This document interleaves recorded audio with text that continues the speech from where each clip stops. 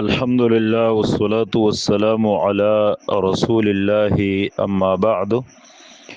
محترم رور پختنه کړي د کمیشن په باره کې چې دوه کسانی او یو دریمګړی کس را پاسي او اغوی له سودا وکي.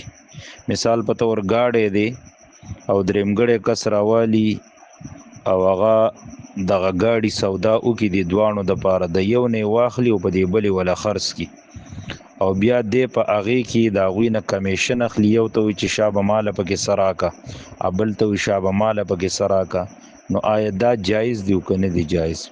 دې ته اصل کې کمیشن ویلې کیږي.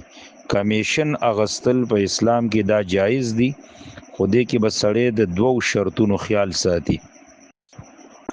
اولنې شرط دا دی چې په دې کې بس قسم ټګي وغیرہ دوکه وغیرہ نه وي. که چرته په کمیشن کاری یا بل معامله کې ټګي راشي چې دې ته عربی کې غش ویلې کیږي، نو دا بیا جایز نه دی.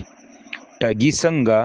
نو د دې مثال دا دی چې یو کس دی هغه گاډی نه اخلي او ته ورته وایي چې دا کور خو یا دا گاډی خو ډیر کسان غواړي او دا گاډی ګوره دومره ښایسته گاډی دی او حقیقت کې هغه گاډی دومره قیمتي نه وي. حقیقت کې دا هغه گاډي اډوله یا د هغه کور چا تپوس هم نه کړي، نو دا بیا ټګي ده او حدیث کې د دینه سخت منع راغلی ده. نبی صلی الله علیه وسلم فرمای من غش فلیس منا. دا د صحیح مسلم حدیث دی. دویم شرط دا دی چې په دې کې به نجش نه.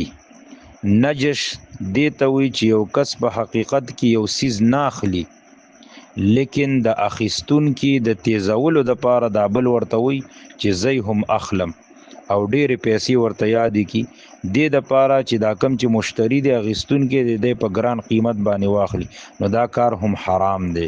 دې باره کې ډېر حدیث راغلي دي، لکه عبد الله ابن عمر رضی الله تعالی عنهما نه روایت دی چې نه النبي صلی الله علیه وسلم عن النجش. نبی علیہ الصلوۃ والسلام د نجش نه منع فرمایلی ده چې یو سیس ته حقیقت کې اخلي نو د بل کس د تیزولو د پاره سیریټونه لګي. نو که چرته په کمیشن کاری کې د خرابیان نه وي، دا دوه شرطونه غشم پکې نه، نجشم پکې نه، او باقی او سړی دوه کسانو له سودا کوي، نو دې پکې کمیشن اخلي، نو دا کمیشن بالکل د پاره جایز دی. امام بخاری رحمت الله علیه هم په خپل صحیح بخاری کې د کمیشن په باره کې د سلف صالحین او اقوال ذکر کړي دي چې لم ير ابن سیرین وعطوا والحسن وابراهیم باجر السمسار بأسا.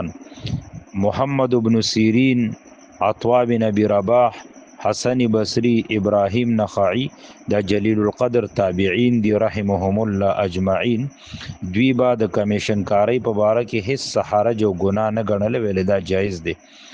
بیا امام بخاری ذکر کړی دی چې قال ابن عباس لا بأس بأن يقول بع هذا الصوب فما زاد على کذا و کذا فهو لك. عبد الله ابن عباس رضی الله تعالی عنہ بدا فتوا ورکوله چې په دې کې څه ګناه څه حرج نشته چې ته چاته وي چې زما د کپړې دی په دې باندې خرڅ کا او دای قیمت شو او که د دینه ګران دی خرڅ کنو هغه ستا شوي، نو دې کې څه حرج نشته. د قرنګ محمد ابن سیرین رحمت الله علیه به فرمایل اذا قال بيعه بكذا فما كان من الربح فهو لك او بيني وبينك فلا بأس به. کله چې ته چاته وي چې دا سیز مال خرڅ کا دومره پیسې به مال را کې او دا باقی بستا یا دا ګټه به زمو استامنس کی شریک وي، نو دا سه کمیشن کاری کول دا بالکل جایز دی. دا صحیح بخاری اول جلد صفحه 303 کې. والله اعلم. هذا بالله التوفیق.